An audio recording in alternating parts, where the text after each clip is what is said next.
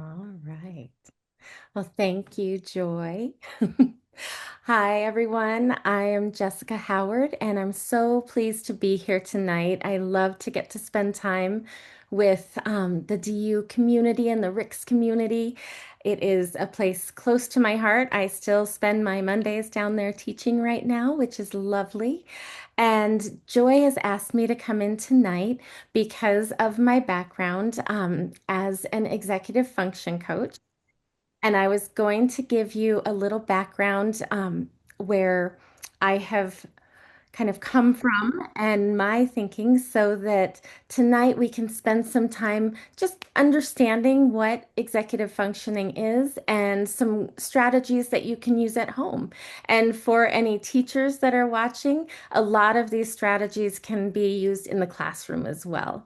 So, a little background about me as I hop on, and I'm going to share my screen. I have been in the world of education for about 30 years. Can't believe it's been that long.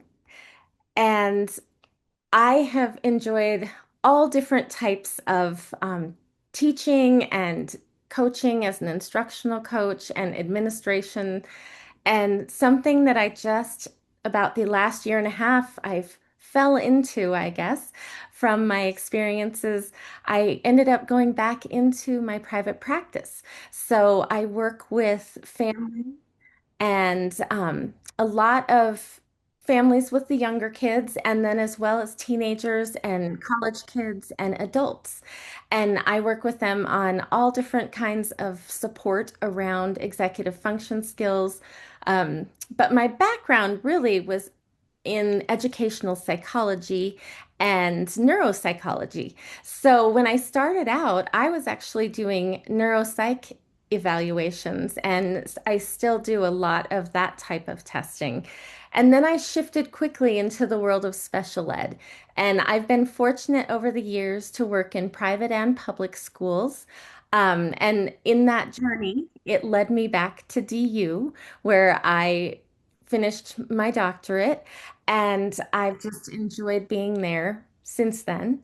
Um, let's see, during my work, I also found that executive function skills really is all encompassing. And it's something that seems to be at the root of a lot of the situations I've dealt with. I started out as an early childhood special education instructional coach. So I was working with the kiddos in preschool and in kindergarten and first grade.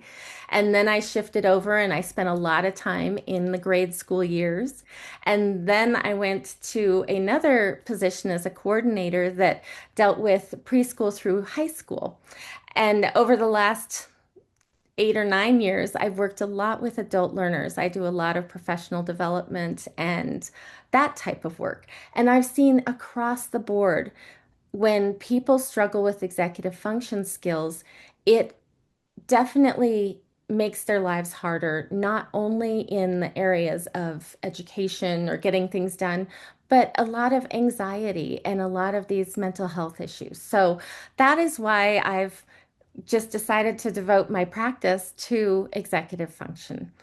And we're going to talk about what it is tonight, and then we're going to talk about some strategies. And please feel free to ask questions as we go. Also, we'll have plenty of time at the end that I can answer questions. And if you think of things after tonight, I'm always available and I love to chat. So, I wanted to share first off, wait, ooh, let me get there. This is a very blurry picture. It's one that I don't use very often, but I wanted to show you how personally I got into the world of executive function skills. These are my three kids when they were little, and they look pretty happy in that picture. It was an attempt, but what I find important is the second picture I'm going to show, which happened about 5 minutes before. And that is what my kids were looking like right before this picture. It's it reminds me all the time that our kids, they may all look smiley and fine on the left, and then on the right, you see they all had very different needs at that time. And it just cracks me up because I want you to know if you're struggling with whether it's behavioral things that you're seeing at home or some of these more thinking type skills that you see, you're not alone. All of us are there. Oftentimes, you only see the picture on the left, though, when reality is on the right. So I'm very excited to go ahead, and show you that they did grow up to be fine, wonderful young adults. They're all in college right now. I have twin daughters and a son, and they still are struggling with certain executive function skills that they work on. This is one of the reasons that I also got into this field. I found between working with my own children and then their friends that this is an area that we really don't work on enough explicitly. And so it's a wonderful way that we can help even adults. I have quite a few adult clients. So we're going to jump into it. What is executive functioning and why is it important? Well, the first thing about it, I love the Center for the Developing Child at Harvard University explains it in a way that I've always liked. They talk about that part of our brain as being the air traffic controller. The air traffic controllers in a busy airport have to deal with all of these aircrafts coming in with multiple runways and all of the different flights and just juggling it all. Well, that's similar to what this area of our brain does. We need this skill set to filter those distractions, prioritize tasks, set and achieve goals, and control our impulses. And so, if you're ever trying to think about, all the different parts of the brain, that's what I think of for the prefrontal cortex. It's your air traffic controller. So I want you to think about your own children or your students. Do they lose things often? Have they worked really hard on something, but then they can't find it or they forget to take it to school? One of the best ones, I used to have a class in a gifted education room, third graders, and we've decided, the parents and I, we had to figure out some scaffolding for this child because they would bring their wonderfully finished work to school and then leave it and get it stuck in the bottom of their backpack. So that was a common one that we see. And then do they struggle with time management? Do they get tired quickly? I also call it energy management, and we'll talk about that a little later. But that means if you said yes to any of these, or if you're nodding your head, it means that your child might be, need a little more support with executive function skills. And that is wonderful because I try to tell kids this isn't something that we've taught you in the past. Some people just kind of get it pretty quickly, but a lot of people don't. And I think having some explicit teaching on it is really helpful. So, just a little more background in where this is going on. So, that air traffic controller, that's in our prefrontal cortex. That's where we do our rational thinking. It's where we really do all of that decision making. And and so it's an important part. It's right behind our forehead. But children aren't born with these skills. So they have the potential to develop them. And like I said, some kids can just kind of gain this understanding through exposure, through modeling, things like that, that aren't necessarily explicit. But a lot of our kids need some explicit practice with these to develop them. And that's very normal. So, what is our purpose? Why did you decide to hop on tonight and listen? How are we going to help our students and help our children? Well, the main idea around this is shifting that cognitive load from the adults doing all of the work, the thinking and planning, to kind of helping the child and scaffolding so that they can gain that independence at a developmentally appropriate level. I mean, we're not going to all of a sudden expect, our sweet little 5-year-old to be doing all of these things that aren't really appropriate for them to do at an age. But it's just that shift over, and it goes slowly, but we can do some purposeful things to help that. Now, something I really want to make sure I talk about a little is gifted learners. Of course, your children at Rick's have come to this school because of the special support and needs that they have academically, emotionally, behaviorally, all of the things. And something we've found with executive functioning, I think people assume because a child is advanced cognitively that they're going to have this talent for taking in information, but that can actually hamper and make it more difficult for them to have that expressive or output skills. The way we think about it, and that's actually my doctoral degree is in the area of curriculum and instruction, but I specialized in gifted education and social and emotional learning specifically. And so these our learners can take in more information than the typical student, which you guys know very well, but then they have it so much information there. And you're thinking about how they have to delineate, how they have to go through that process of chunking things together and then being able to express it. And it actually makes it a little more difficult for them. The other thing I do want to point out is anxiety and executive function skills. Something I've found in my work over the past 10 years or so is heightened anxiety tends to happen when someone is struggling with executive function skills. And I'm not saying there is a correlation, but there is a link, and in the academic papers, you'll find that there is a link between executive function skills, the strength of them, and if someone is going to be have more stress or more anxiety. And so it's really important to know that this is something that we're going to think about. And I just want to come back to my little picture for a minute.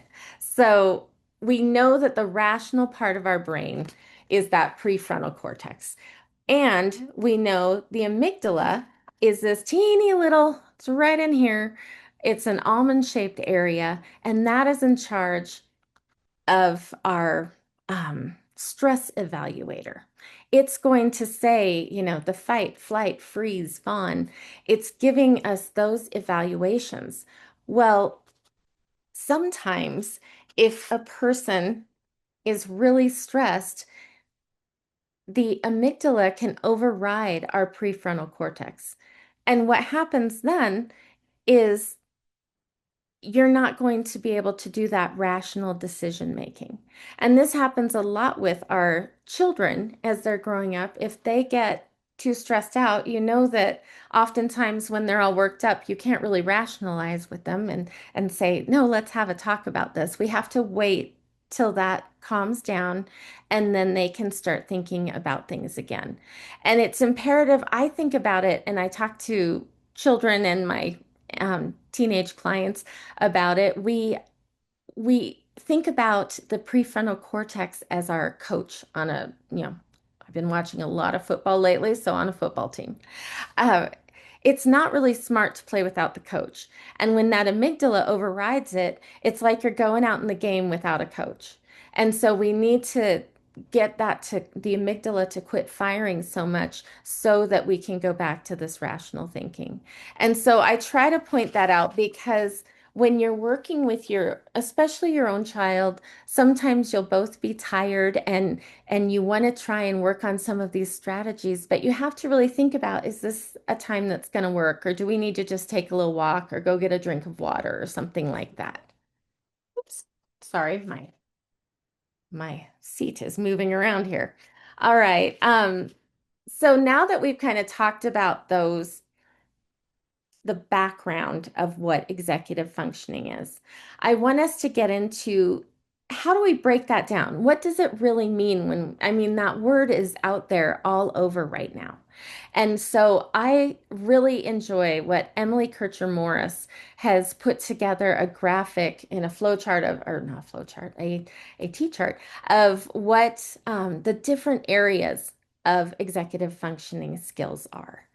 And the first area over here on the left, this is, they say decision-making skills. I think of them as thinking skills. These are the things that we're really working on when we talk about creating a picture of a goal and a path to that goal and the resources we need along the way, this planning and organization and the metacognition, all of these things. It also helps us to remember the picture, even though the goal may be far away and other events that come up alongside it may occupy our attention. This helps us be able to go back to it.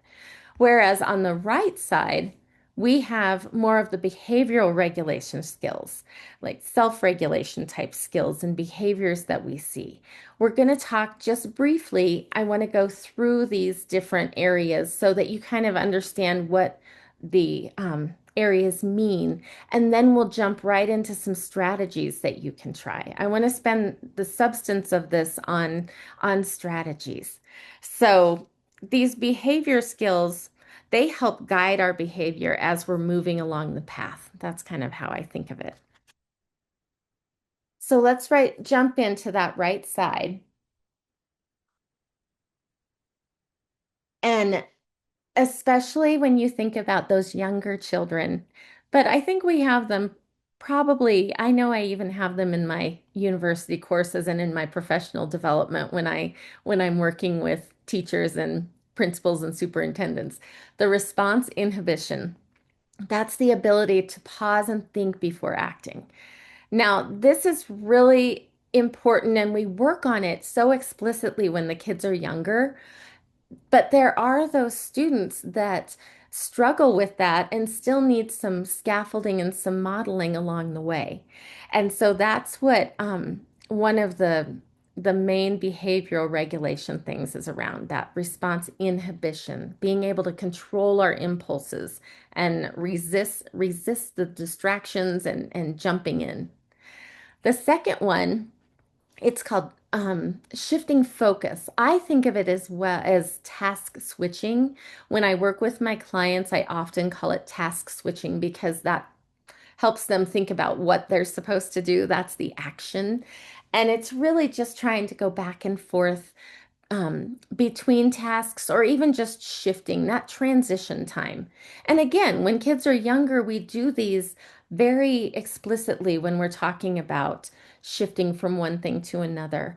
But I think it would be helpful for all of our students all the way through middle and high school to still kind of just have some cues that are reminding them about that. The next one is task initiation. I find that, especially with my gifted learners, we sometimes struggle with this a lot for different root causes. The One of them, a lot of people talk about it being procrastination. Ooh, easy for me to say tonight. But a lot of our students have perfectionistic tendencies. And when those come into play, they tend to really struggle with being able to get something started because they might have a picture in their head and they're like, okay, this is what I want to do, but they're so worried that they're not going to be able to get it exactly how they want it that they just can't get started. I had a third grade um, boy in one of my classes, and the poor thing, anytime we would do a free write where it was just kind of open-ended, he struggled. He came to me one day and I was walking around and I had seen that he seemed to be erasing a lot.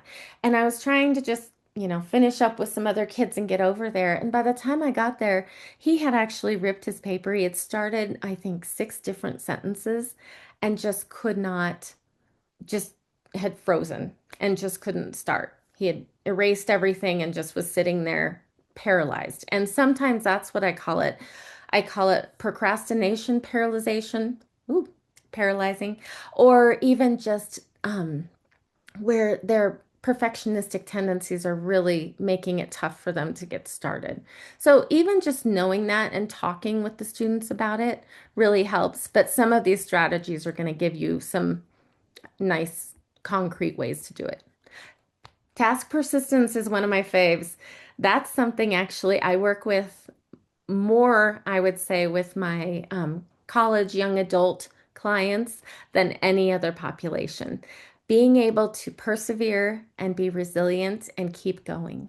It is really hard to do that as a child and as an adult. And so it's something that we have to practice and have conversations around. Sustained attention. This is another one where practicing to have the ability to maintain focus on a task over an extended period. Of course, for different ages, it's going to be very look different. For our preschoolers, their attention span developmentally is very short. And we need to make sure we have brain breaks and things in there. As the kids get older, we need those as well. But we're hopefully building up that stamina. And again, I use scaffolding a lot. It's just like if you're building a building, you need to put up scaffolding as you're making sure that it is sturdy and you're building all the pieces. And then you can take away that scaffolding. And that's what we need to make sure we do that with academic areas and all of the other parts of education. And I think it's really important for executive function skills to also put that into play. Then we have cognitive flexibility. This is another great one when we're talking about those kids with advanced cognition. They tend to, this is just a characteristic. It's not obviously all of our kids, but a lot of our kids that that are advanced cognitively will have some rigidity in their thinking around how things are supposed to go. And we see this quite often in elementary school. It sometimes comes to a head around fourth and fifth grade for a lot of our students, where that flexibility, the way that they're approaching a problem, sometimes they just have a way that they feel is the right way. And it's hard for them to really have that flexibility. So having purposeful conversations and examples and modeling of flexible thinking is really helpful for them because they are usually extremely creative, but sometimes we just have to help them open up some of those doors. So that was perfect. I'm hoping that we can use the rest of our time for strategies and then I can answer any questions. Now, these strategies I didn't pinhole into the specific areas that were on that chart because some of these will overlap with a lot and help with a lot of the different areas of executive functioning. So that's why they just kind of are clumped in here. One of the big things we need to do, especially when we're talking about a lot of these self-regulation and behavioral regulation types of areas, is help the kids do things that sometimes we think, well, isn't that just common sense? But really, for our children, it's something that we need to help them explicitly learn. And one of my favorites, and I actually still work on this with a lot of my young adult and adult clients, is reading the room, knowing what's going on in your surroundings. That is something that a lot of people still struggle with as adults because many reasons. One of them may be that they didn't really have anyone that could be around to tell them about this when they were younger. Many of our kids are fortunate that, we're engaged parents and we're able to kind of talk to them about this. But even if we do, they may need more exposures to the practice of it than they've had. So, and again, this is going to be different whether you're talking about your seventh or eighth grader versus your first or second grader. But the idea, I used to teach the preschoolers in the classes that I'd go in, we would talk about reading the room, but we would talk about it in a child appropriate fashion, and we'd say, what are your friends doing around you? What does it look like, everybody's working on right now? And then when they get older, what are the expectations in this situation? What's going on?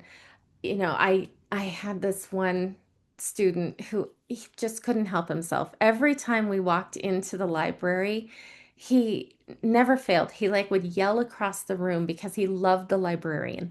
And he would yell across the room and it would disturb all of the kids that had been trying to do their work or read. And we talked a lot that he wasn't reading the room. So that was something that really is important to teach explicitly. The next thing I love to do is called a stop and think technique.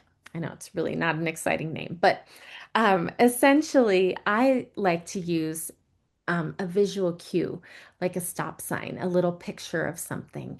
And I like to do this in the classroom. I did it as well as a teacher. I would have, and I used something from an executive function specialist named Sarah Ward, and she used these pictures of these little guys, and she called them time robbers. And if a kiddo was having a hard time, they would obviously have talked about it before, and she would put a little picture on their desk. So she wasn't calling out the student or making them feel bad, but it was like, hey, I think we're wasting a little time. We're robbing that time. At home, I used well, I used a couple things, but a little picture of a stop sign. And sometimes, especially my son, he would just be twirling and thinking, and he wanted to talk about it all, and he didn't want to wait for anyone else. And we would just put that down. And it helps them look at that and hopefully think about it before they feel that urge to respond impulsively because it's so hard and they want to share. And so you're letting them know, yeah, I see you. We're going to let you do this, but we're going to practice waiting just a sec. So it helps them, that brief pause helps them to consider their response a little more carefully, and it allows them to think about potential outcomes of their words and actions. Again, developmentally different.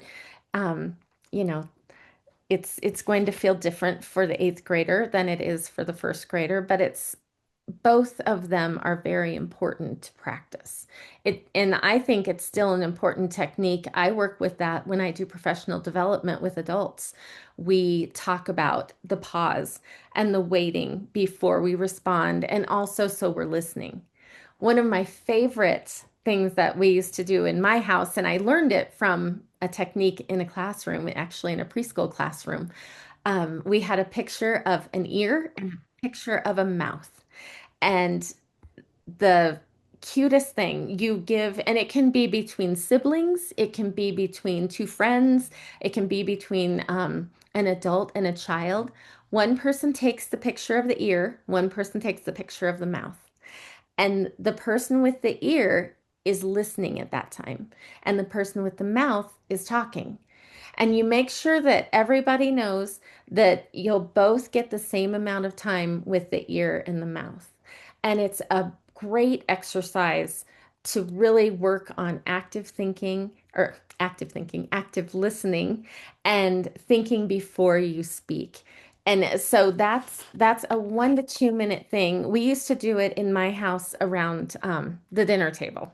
And then when it got to the point that we were all in the car running around to 17 different sporting events and things, I would even have them in the car and I would give them to my twin daughters, and I would have so that they could both tell me about their day without yelling at each other or getting in a little fight in the back seat on the way to volleyball, because that was never good. So that is a great, easy one to do at home. The next idea is it's kind of in the same realm.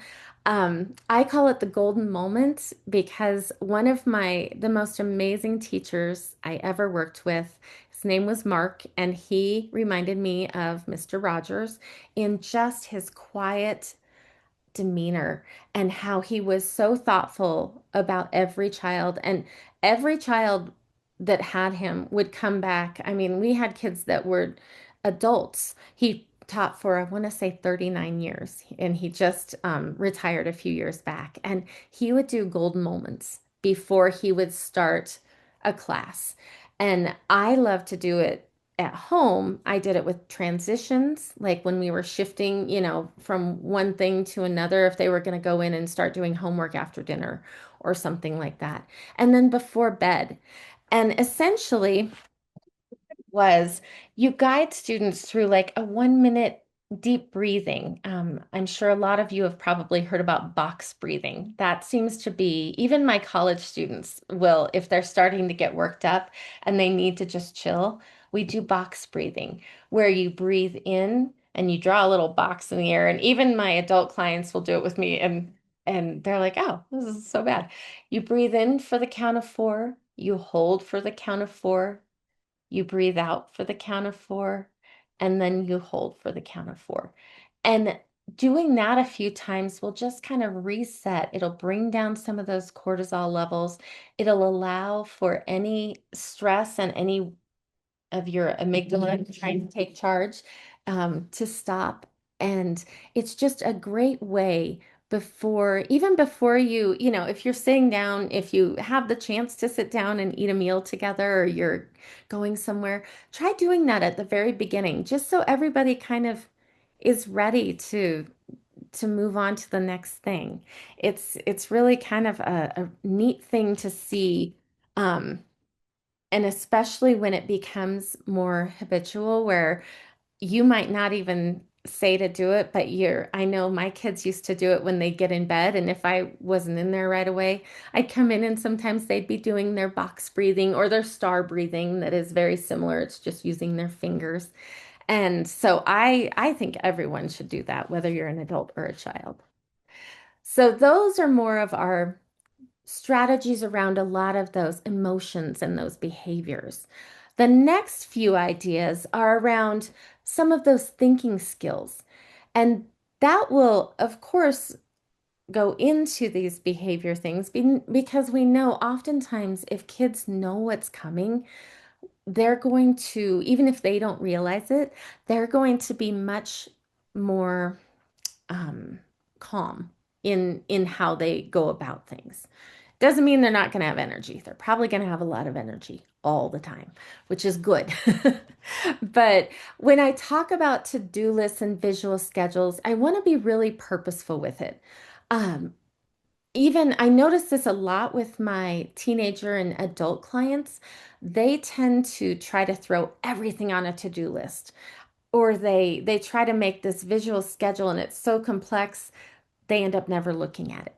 So even whether you're talking about younger kids and you're using pictures and things, or you're talking about, a 45-year-old that is running a company, for a lot of these visual schedules and things, yes, I know they're going to have more than 4 or 5 tasks if they're running a company or if they're in college and trying to do all this. But we work on and we prioritize what are the things that have to be visual to you right now. And that way that their brain can kind of take that in and really have it be a useful situation. I threw in a couple of examples on the sides here. Um, for the younger kids, it's really helpful to have we used to do the little pictures and then have them Velcroed on the back so the kids can take them off. That works great for some kids. I used to love the get out of the door tag, and it just gives these. We would actually laminate it for some of my students, and at home, they would just put it on their backpack and they would use, an expo marker or whatever, and they would be able to start to do their own routines in the morning. Didn't mean that they didn't need reminders, they didn't need some help.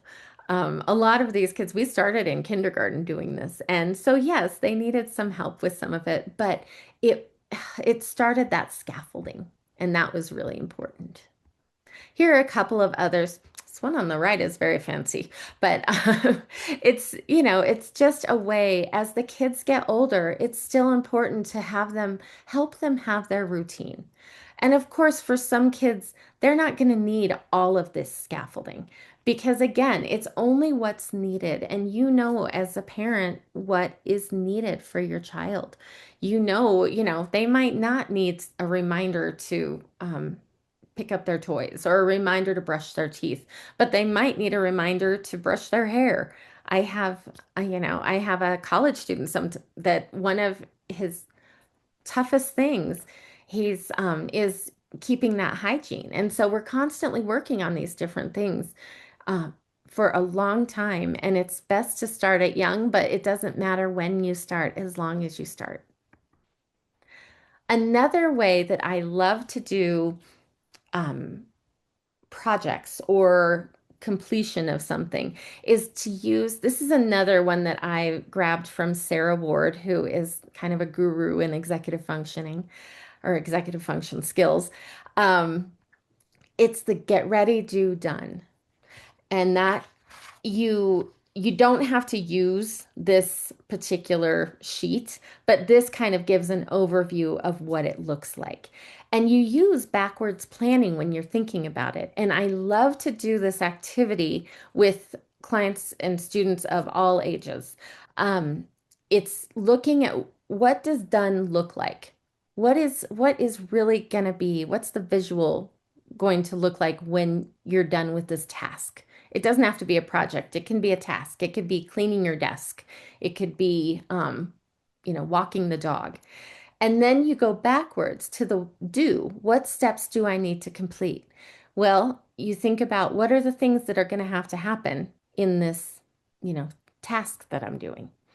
And then we do the get ready. What materials do I need? What do I have to have? If I'm going to walk the dog, I need to have the leash and I need to have, water for the dog or myself and all of these things. And then you swing back and you start it from left to right. Then we do get ready and you get the things out, the do and the done. I like to use the colors as well. When I was from a parenting lens, I didn't use the colors as much, but I did start to use them when the kids got a little older and we were doing some things where they needed to, like when they were getting things ready for college, um, and they were trying to get all of that stuff organized.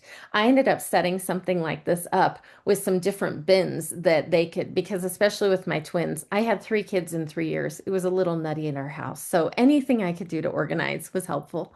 But they could organize some things like this. And so whether you're working with a little kid or an adult, you can do this. So on the left, I'm sorry that the picture isn't bigger. I should have made it the whole screen. Um, this kiddo was making a little craft, but it showed a picture of what it looked like when it was done, and then it talks about the things to do, and then the get ready. And of course, if you've got smaller kids, they're not going to be able to read the do. So you might need to actually put pictures in there. But it's just the idea. I'd love to point out on the right, there's an actual picture of what it looks like to be done.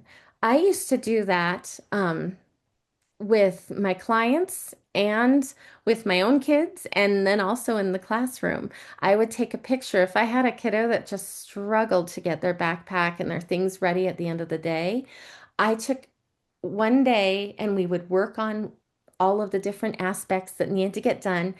And he was so proud, and he had his backpack and all his stuff ready by his seat. And so I took a picture of him. And I went ahead and I put that picture, I taped it down to his desk. And so every afternoon, he knew that's what he needed to do. The one on the top is just fun. It's making a pancake, but it just kind of shows the different steps that you're going through. So the last section I want to talk about is time management and energy management. Oftentimes, for I don't know, for both younger and older people, we talk about time management and you have this many, slots of time. But really, what we need to think about is energy management, because how much stamina is the preschooler going to have if they have to be in class all morning or all day, and then they go to gymnastics, or you have to go to the grocery store, and they start to just melt down on you. Well, that's thinking about their energy management. There's enough time, but how are we going to manage their energy so that they don't have a meltdown on us? It is kind of the same. I'm working with an NCAA swimmer at the University of Minnesota right now, and we are struggling not necessarily with time management because it's pretty tight, but we've got those slots, pretty filled up nicely. It's her energy management. We're having to think about where not only physical energy, but mental energy. Where is she putting her energy at what times, and how can she replenish it? When do we have to make sure that we're sticking something in there so that they can replenish either their physical energy, their mental energy? Because that's something as kids these days, I know all three of my kids would go straight from school, especially in middle school and high school. They would go straight from a full day of school to some sort of practice, and then they'd have to do homework. And then, we would try and talk to them about life and how their day was, and they would just be like, "We're done, we're going to bed." And so, some things that I like to talk about is understanding time sweep, the sweep of time. And oftentimes this comes up when your kids are a little older. So, fifth, sixth, seventh, eighth, when they start to get some more of that homework. And they might think that, oh, it's just going to take me a few minutes to get done with math homework, when it's actually going to take them several minutes just for one problem, and they have a whole sheet of them. So it's something that we don't talk about as much with kids. And in the digital age, a lot of them don't know much about time sweep because they don't see as much these types of analog clocks. Um, Sometimes in the classrooms, they're still there. And I love that because I think that the visualization of time is really important. And the way I'll just give you a quick overview of how a working clock works. I had one at my house for my own family and my own kids for years because I found it was a game changer, especially during the teenage years, the tween years, when the kids would think, oh, they would be sure that something was going to take a certain amount of time and then it didn't. And I didn't want to have that me against them, gotcha kind of thing. I wanted them to see that time. So I would get a cheapy little, clock from Target or Walmart or somewhere. IKEA has great little ones. And I had little ones as well for if I was just talking to one student or my own child, I'd have little ones. You take an expo marker, you say, it's best if you can do the get ready, do done activity first. But realistically, sometimes we just need to get right into it. And so we'll be like, okay, we have 20 minutes before we're supposed to, get dinner or go to basketball practice or something. And so I know you have this and this work to do. So we would see what time it was, and you just color in the time that you're working on the clock. I'm used to having a clock in front of me as my model, so I apologize. I'm looking at the screen. So you color in that time on the clock. And then what I like to do is use a different color and have a halfway mark where I check in with them. So I just put a little line on the outside on the metal part or plastic part. And then before about 3 to 4 minutes before the end, I also put a mark. And at those times, it does then make you be part of this activity a little more. But you can check in with them when it's about halfway through and say, "Hey, how are you doing on that? Where are you at?" And you can look back together, and it just takes a few seconds and say, "Oh gosh, okay, you're already on, number 5 and you only have 8 problems and we're halfway through. That's great. We're going to cruise through this." But sometimes you'll have to say, "Oof, you're still on the first, sentence of your paper, and you've spent this much time. How can we shift things? What do we have to do to make this work better?" And And then, if they need to go back to outlining, if they're working on a paper, or we need to think of a second time that evening or the next morning when they can do a little more homework, we can think of it then. But it's being intentional, that intentionality and being purposeful and teaching them about the sweep of time. I use this with my first graders and my kinders. They they start to get the idea very quickly. And so it's a wonderful thing that you can work on at home. And that's probably my very favorite. So, a couple of last minute thoughts before I wrap up and I answer any questions. It's really important to start small. Sometimes, if we give a big task, it's just going to shut down our kids, it will shut us down. I know if I look in my office and I say, "Oh, I'm going to clean my office today," usually I just shut the door and I don't do it. So instead of cleaning their entire room, have them start with cleaning off their desk or their bed, something that's just a smaller part. And think about, as your job is to think about how can they set this up so that it's the most useful for them. So an example of that is, if they're cleaning their desk, talk about it before they start cleaning it, and talk about why, let's just keep things that are used, that you use every day, whether you do it for crafts or school or projects, and keep just those things on your desk, and maybe have containers to kind of organize some of the wild explosions that you see coming around sometimes. And decorative things. I know I have oh, one of my twin daughters loves stuff. She just has it everywhere. But I we talked a lot about having decorative things. It's awesome. Have them all over your room, but like on your desk, let's go ahead and we'll put up a couple shelves or something and you can put all their fun stuff.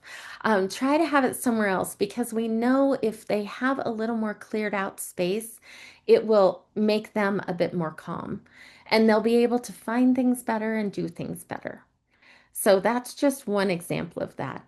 And then I had a few ideas at the end that you can do some strengthening of EF at home, kind of just while you're being a family. Involve the kids in cooking and baking. Really talk to them about healthy sleep habits.